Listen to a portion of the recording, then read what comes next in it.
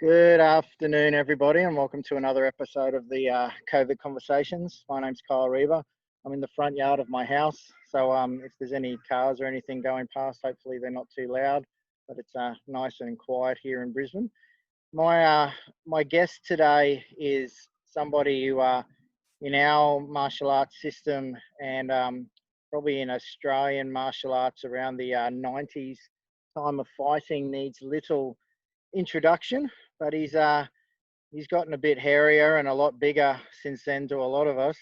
But Ben Hamilton, hello, my friend. Always a pleasure. Thank you. Now I'll start with a couple of things. We'll obviously get to the questions as we go on, but you've been around for a long time.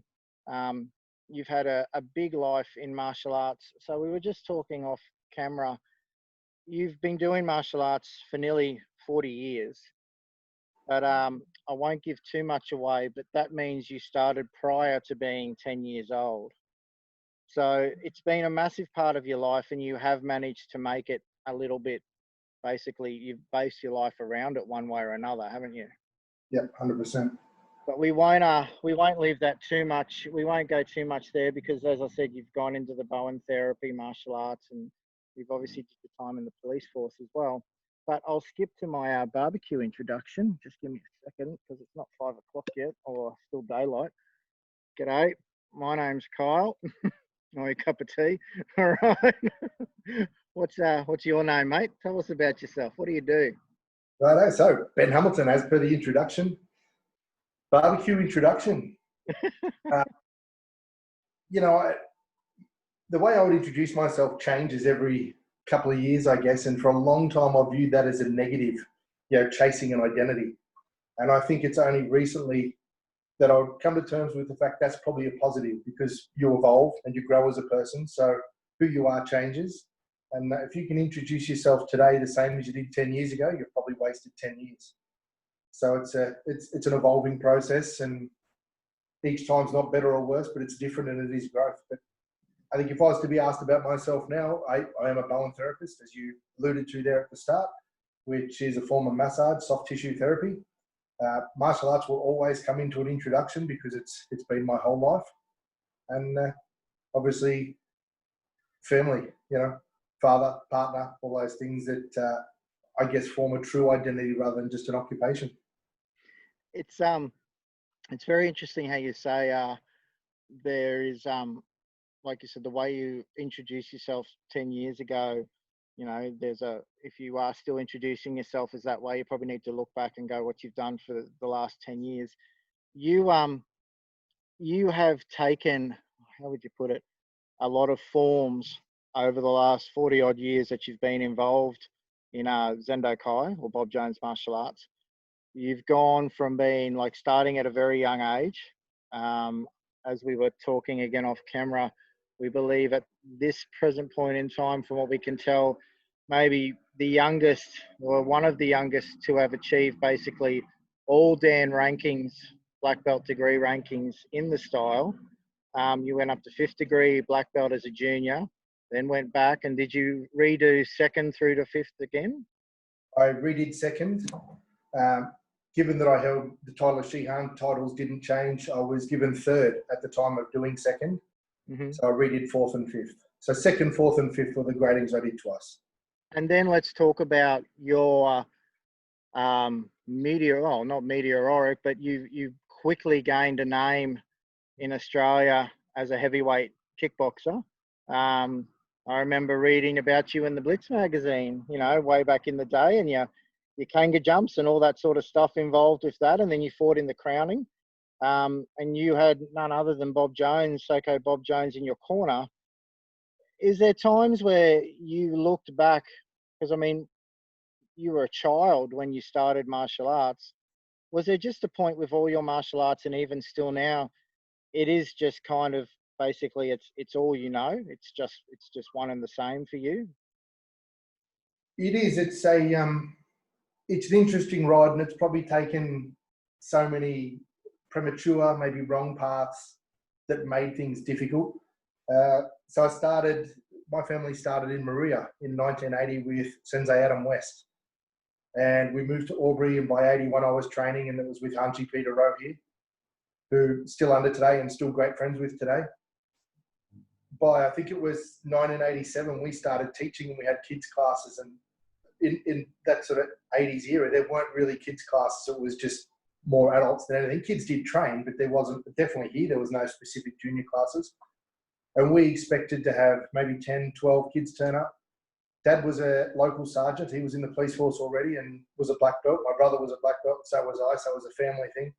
We stopped taking names on the first night at about 126, and we had a room full of parents. So those classes boomed for, you know, a decade or so, but they were believed to be some of, if not the biggest kids classes in Australia at the time, you know, with that many juniors around. What do you put that down to? How did they end up being that big? Is it a reputation? Like, because Albury isn't the biggest, you know, town around. So was it a local reputation, and your father being a copper, that definitely helped? I think so. Back then, given that there's no internet, there was no sort of online advertising. It was school newsletters and the likes. Yeah.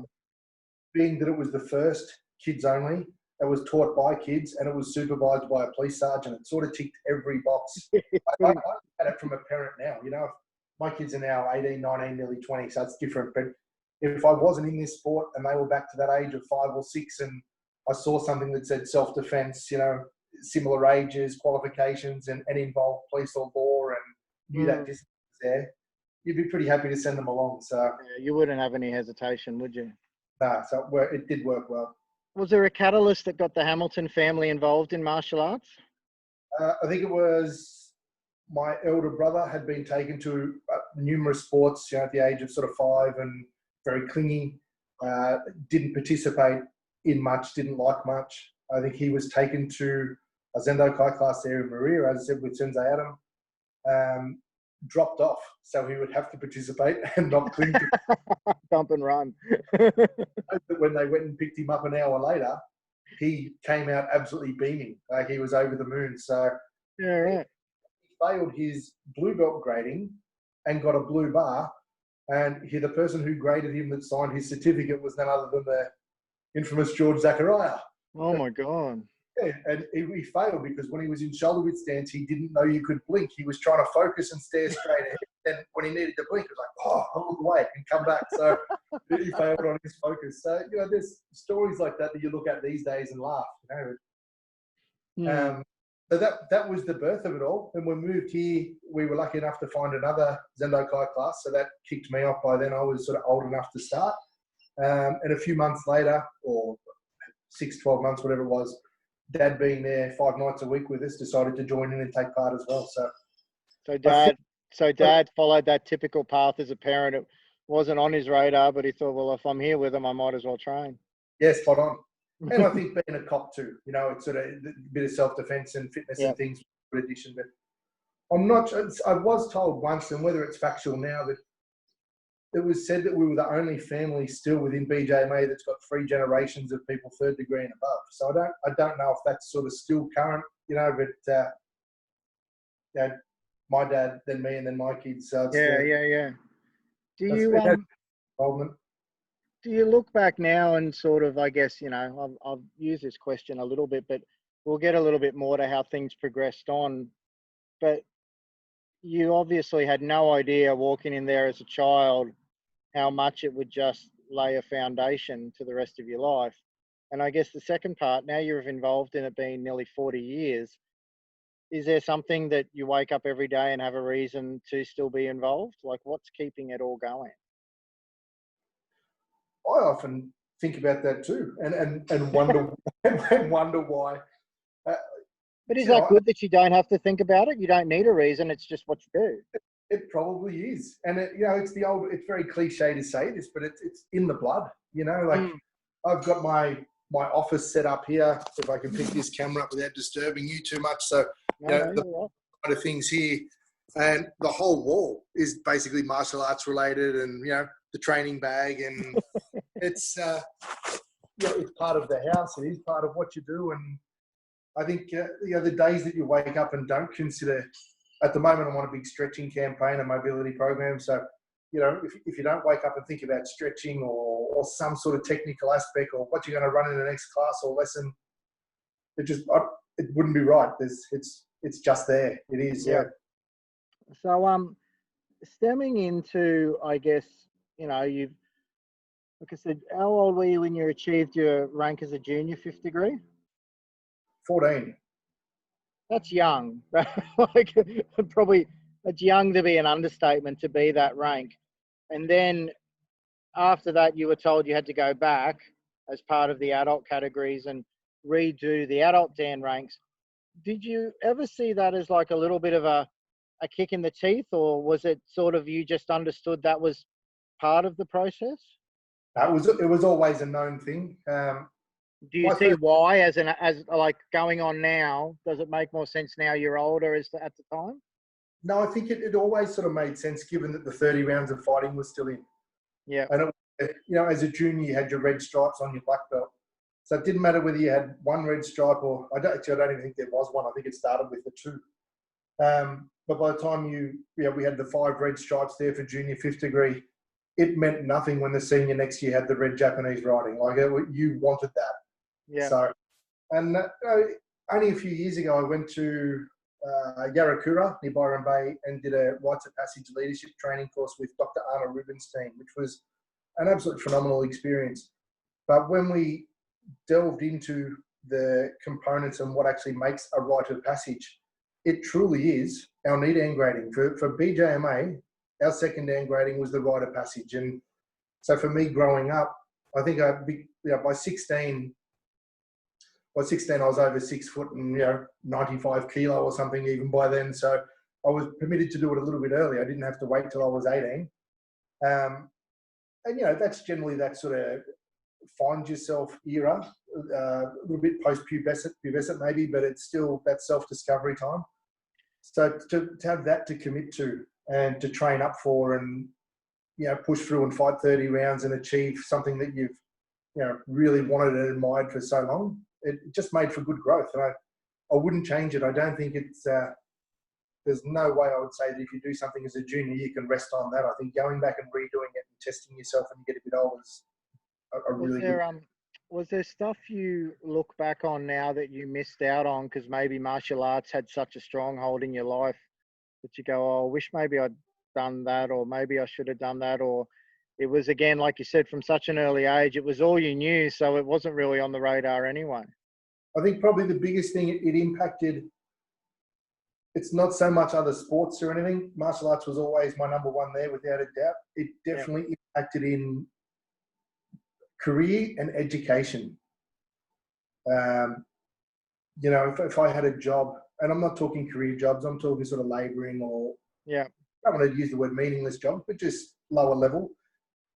If that impacted on my training or teaching or something at a young age, I'll quit that job because the training's more important. Yeah, right.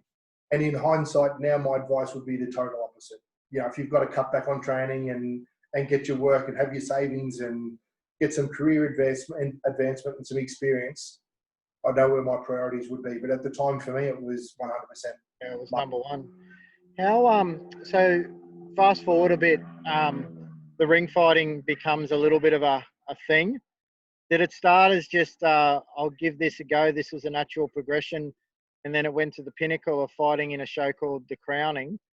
Was it something that just naturally happened, like because of all the time you were spending doing it, it's just, well, this seems like the logical thing to do?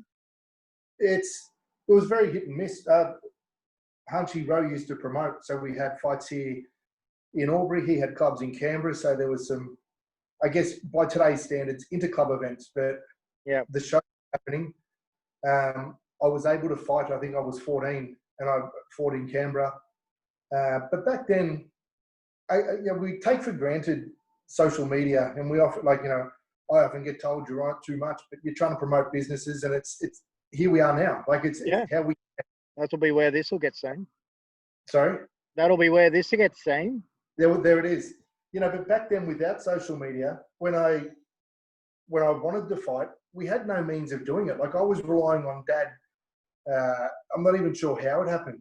Ringing the operator to try and get hold of a martial arts control board or something to try and I ended up and got matched in a fight in Sydney.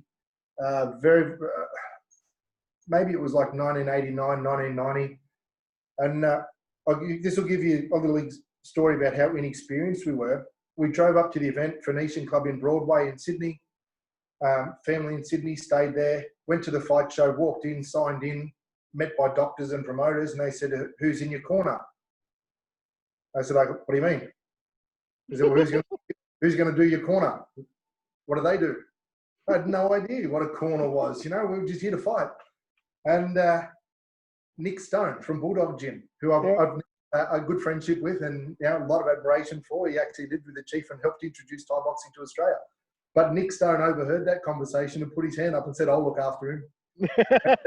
I actually fought a young lad from Lucy Tui's gym, who's another famous kickboxing name. Yeah. So, but from there, I was lucky enough that was a knockout win very, very early. I think it lasted like 100 seconds. So it was a great experience for a young kid. But I didn't fight again then for 2 years because, I didn't have a license. There weren't cars. There was no internet. We didn't know promoters. The shows weren't publicised. You read about them in a magazine if you were lucky after the event, not before. And it was 1993. I went on it was my first of the WKA Thailand tours. And I haven't been to Pattaya for a long time, so I'm not sure if it still exists, but it used to be the best friend bar that Sitchatong would help match up. And so I jumped in and did one of those shows and went back there again in 94 and then did a private tour of Thailand, just me and the chief in 96, which is a bit of a highlight for me. We went over there, just the two of us, and we were there for Stan the Man, who's like my all-time idol, hero, mentor, and we watched him win the first ever world super heavyweight Thai boxing title. But, so the fight game, it was every 2 years. If you were lucky, something would come up and you'd have an opportunity.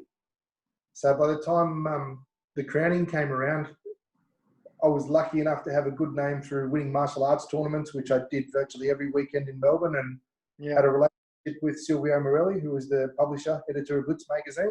Yeah. He facilitated these tournaments, and I was I was 16, 17, 18, but it was the men's division, so I was the men's black belt champion, and he did a few Blitz features for me, and by the time the crowning came up, my entry ticket was being what was dubbed then as the Australian karate champion through these all-style events.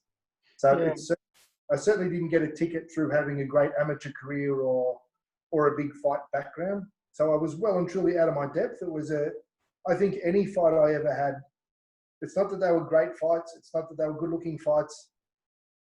It's that it was a bigger challenge than it should have been. 14 years old in Canberra, 16, not even knowing what a corner was, dragged up to Sydney, 18, I was there more for a good time than anything else, but jumping in the ring in Thailand as a kid, and by 20, with no other experience, and that being told, hey, come and join the 8 best in the country, and I ended up and fought Stuart Green, who was the world number 1 from the UK. And Stuart had 19 fights, 17 wins by knockout, and his only loss was to Dennis Alexio. So they were, as I say, to look back on it, the standard's probably absolutely terrible. But it wasn't so much the quality of the fight, it was rising to a challenge that was way above me at that time, every time.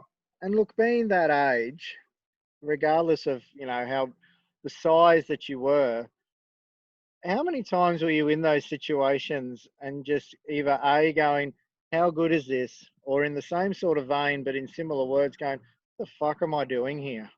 Like, did you ever stop and go, how the hell did I even get here? Probably the latter. It was if I reflect on a story which will really ring true, we went to the Stand the Man fight in Thailand. We flew into Bangkok to go and watch the first ever World Amateur titles.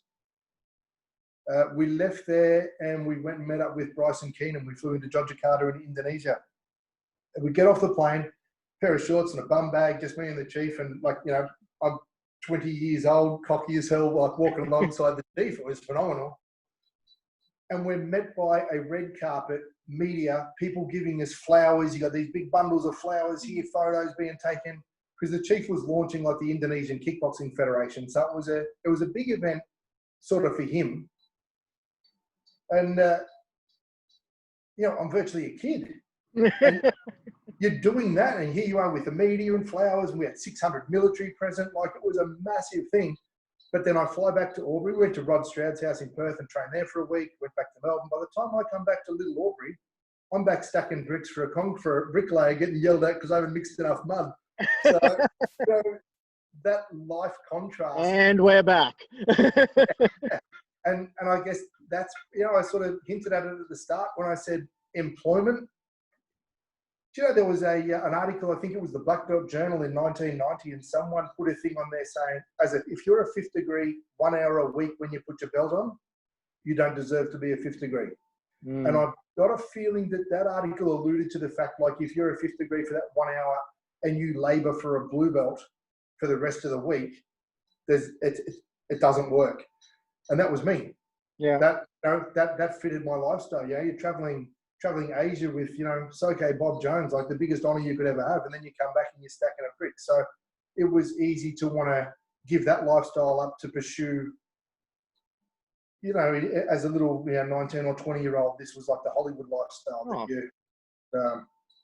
Again, it's just something really that you're I am sitting in a shed. Yeah. But I guess it's everything you've done in between. And I keep thinking of it as you keep saying it. You've got two sons now who are getting, up in, very much into manhood. Is there stuff that you try to say to them, as I do with my daughters, don't do this? I say, don't do this because I did it, and I really don't want you to do the same thing. Are you trying to help them fast track? And is there a point where you go, oh, I'll just let you find your own way as well? I think my youngest, who is loving the competition and had a few fights and some decent success, like he's going well and he loves it. I think he's where I was as far as training before employment mentality. Yeah. And we've had many discussions about that, and not that I don't want that balance to shift too much, but there's got to be a point where you start saying, I've got to make it a living. And, as for the rest of it though, I went through a separation 10 years ago, and my boys and I went on a mission there and started traveling. And over a 7-year period, they were 9, maybe 8 and 9 at the start. We went to 4 trips to Thailand. We went over to New Zealand. We spent a month in China. We went to Europe and did London, Amsterdam, Italy, quick visit to Switzerland. All these trips involved training and martial arts to some degree. But that was all about sort of forming memories and giving them some culture and experience so they can shape their own lives. And I remember as a kid talking to my father, and I mentioned wanting to be a physiotherapist, which coincidentally now I'm a soft tissue therapy. It's what I do. But as a police officer, why would you want to put your hands on hot, sweaty bodies? What a terrible job. How would you get a promotion? How would you advance? So I didn't do it. I left school early instead of sticking it out and perhaps going to uni and achieving one of those goals. So I try and be as open-minded as I can to what my kids want to do, and not let my negativity of previous influences shape their potential future. Yeah, that's a good way to be thinking. Now, that probably leads into a little bit against our next question. What are you passionate about, Mr. Hamilton? Well, funny you should say that. Yes. We did up a rites of passage. I talked about that leadership training. We did a youth empowerment program that we committed last year and had 5 virtues. And I don't know if there's a back of a card here that hopefully you'll be able to see if that's on screen now. Yep. Courage, respect, discipline, resilience, and integrity. And it's, I guess in essence, it's almost just living those values is my passion now. So I'm very much a creature of habit. I like going to the same places. I like mixing with the same people and having the people around me that I know and doing what I do. So for me to attend a course, for instance, or go to a seminar that's outside of my comfort zone is often a very negative, nerve-wracking experience. And, when I get there, especially if I'm teaching it, once you start teaching, you fall into your groove and it's great. Absolutely love it. But say if I was to go and do a bow and therapy workshop, you feel like that 15-year-old kid again. What am I doing? So, that's one of the virtues, courage. Feel the fear and do it anyway. And saying there's no growth in comfort. It's so true. So I guess I'm passionate about living those virtues in a way that's going to help me continue to grow and evolve. Mm-hmm.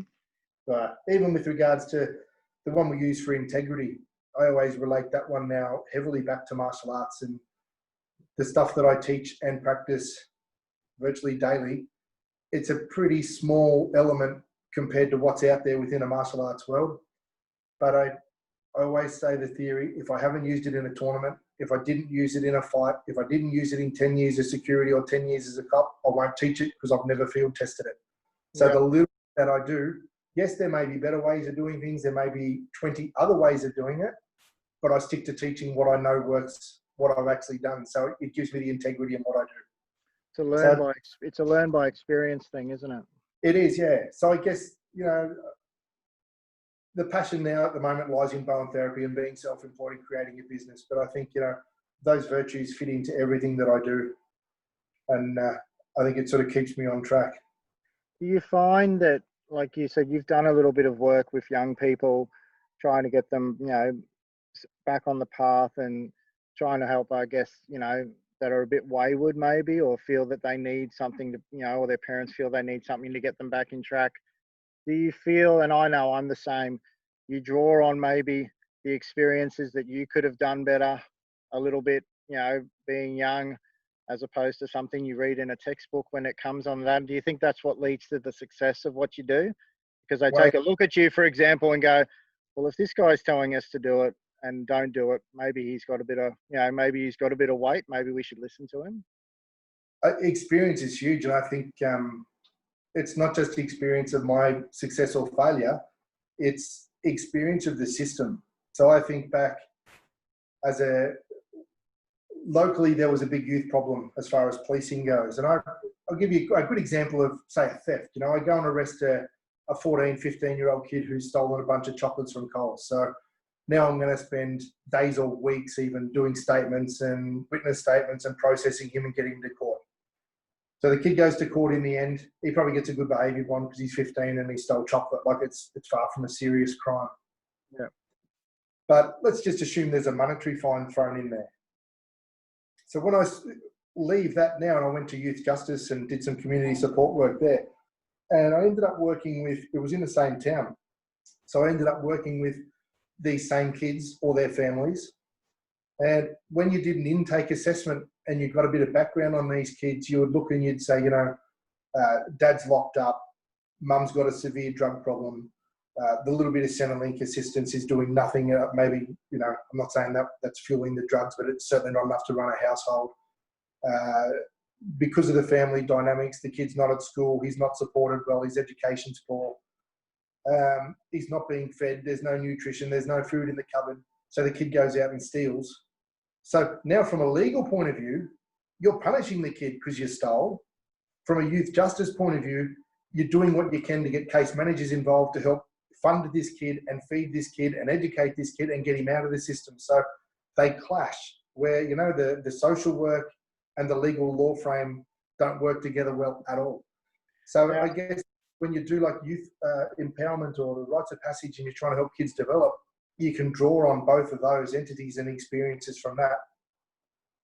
I hope that makes sense, but it's... No, it does. Because the question I was going to ask, Ben, is, again, we won't touch on it for too much, but you did work in the police, New South Wales Police, is that correct? Victorian Police, sorry, for nearly 10 years. And then, you left the police and you worked, like you said, in youth justice without getting involved in a political situation. Did you see situations there like you've just described that you sort of go, maybe there's more I can do in this frame for kids than there is in this frame for kids, or maybe this isn't, the system's not as good as we are maybe led to believe? I would say 1,000%.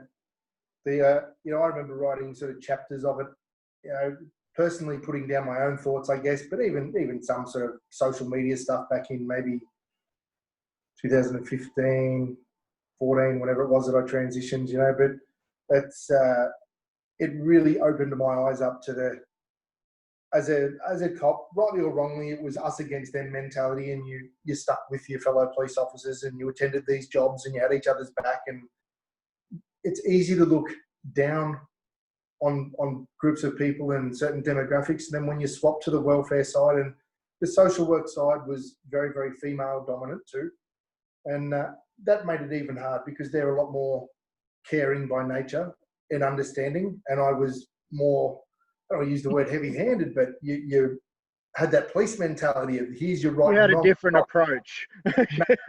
Massive. So that sort of shaping and change in mindset. When we talk about growth earlier and getting out of your comfort zone, whether I'm not going to make it political, but politically especially, that changed my views on absolutely everything. Yeah.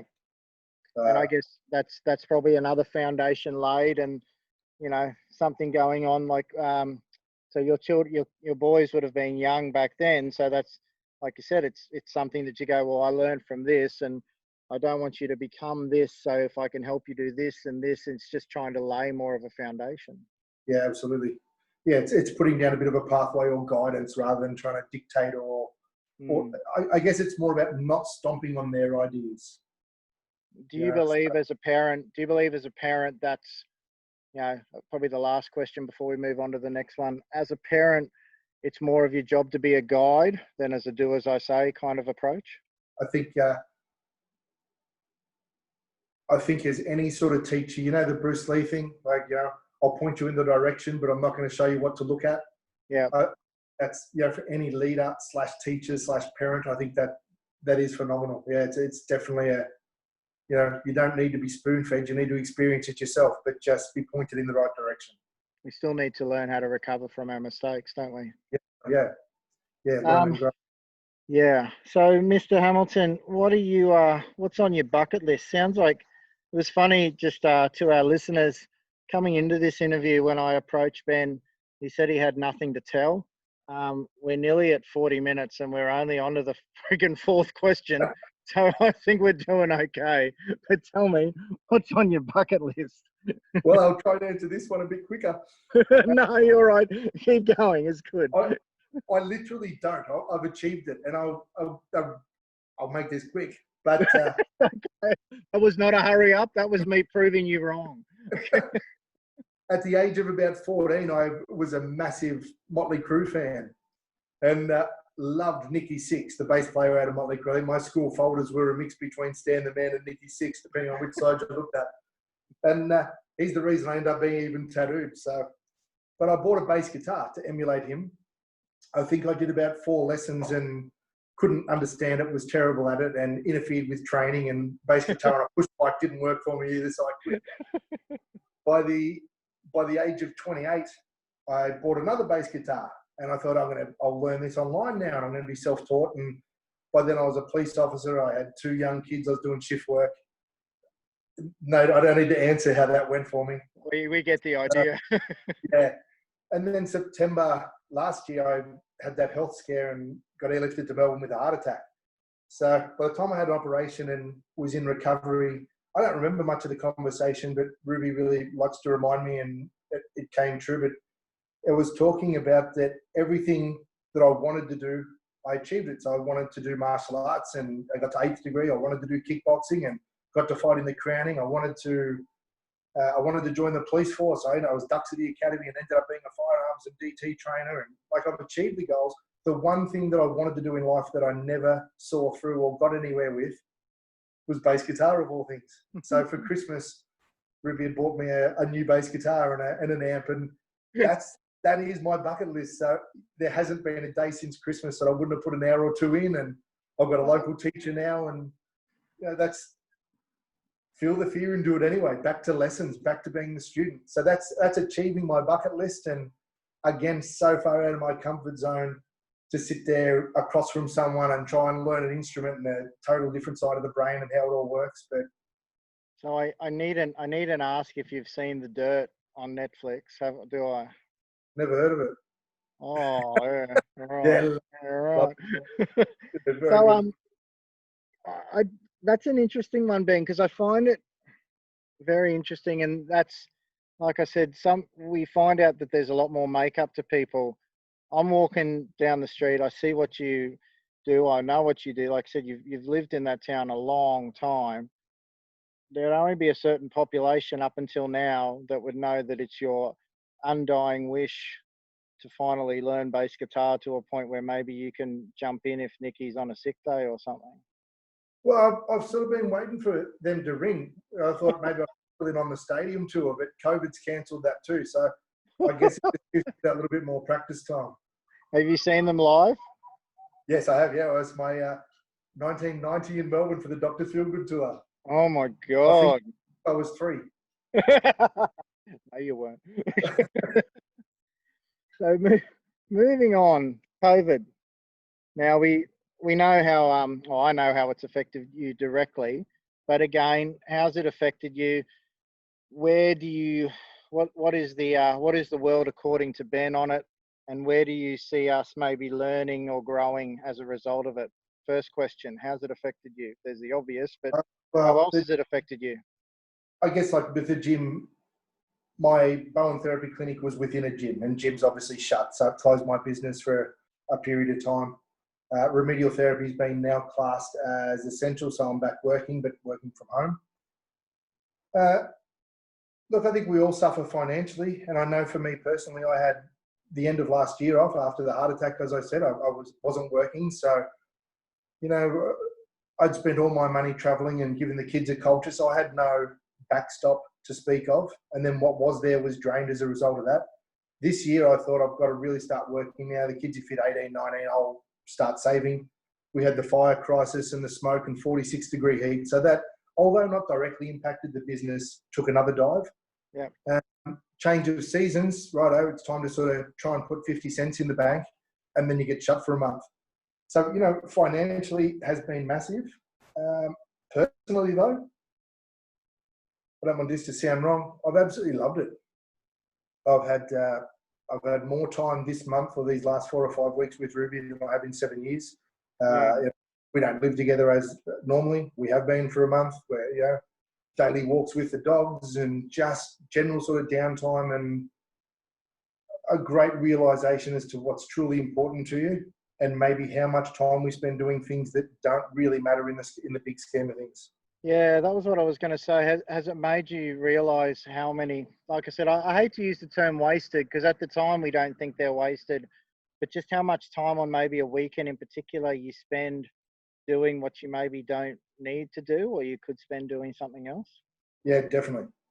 100%. I think work's a big one. I'll be very interested at the end of it, and depending on how much longer it goes for, I think we need to be isolated for a significant period of time to make, you know, necessity for invention, so to speak. But if we're isolated for a long time, how many people will go back to doing 38 hours a week as a standard full-time job?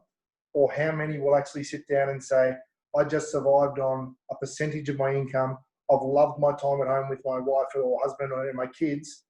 Maybe I'll go back and do 3 days, not 5, or I'll try and do it in 30 hours, not 38, and give myself a more even work-life balance. Well, for example, like you said, you've now, I guess you'd say it's been a forced opportunity that you're working from home, and you, like you said, off camera, you go, actually don't mind this. This is okay. So maybe I can make this work. And like I said, you do work, you live quite simply. So, you know, we're not, some of us out there aren't chasing millions of dollars. You go like, I can work this much and earn enough to get by and have all this time free. Why don't I do that? Yep. And again, that was, you know, I'm far from materialistic. I don't own any toys. I don't have bikes or boats or guns or fishing rods or any of that sort of. It's not me. It's a simplistic sort of lifestyle, and we said it after the heart attack. Like, you know that saying, live each day like it's your last, because one day you'll be right. It sort of proved it. Went to bed healthy on a Saturday morning, woke up Sunday, couldn't breathe, got out to Melbourne. So if Ruby wasn't here that morning, I wouldn't be here now. Like, it was only that someone was here to ring 000 that saved my life. So you sort of think, what's to say that I won't go to bed tonight and have the same thing happen and might not wake up. So when you have that thought, or you have that brush with death, you know, to try and make it sound what it was, You really do. You realise that there's bigger things out there than rushing to work and trying to build up a big bank balance or buy toys with. Um, I guess that'll lead to the third question, the last part of this. But I also want to get back to that because I do find that very interesting, and I'm sure, to put it simply, it scared the shit out of you, if nothing else. Moving forward, like what you're taking away from COVID, as you said, more time at home, more focus on what is really important in life. Is it just in your instance, is it just reaffirming what you've learned in the last few months after the heart attack? Well, now this is really, setting it in stone for me. I think you've nailed it. It's not a, I wouldn't say anything about this last month has been some revelation or big new experience. It's highlighted exactly what we've preached since, maybe even since before this incident. Like, I've been self-employed now for the last 2 years. And, if you want to, I'd say to anyone, if you want to get wealthy, maybe don't pick bone therapy as a career. There's probably or teaching martial arts. There's probably things that earn a little bit more money. But, if I can survive, let's put it this way, if I can pay the mortgage and bills and survive doing 10 hours a week, phenomenal.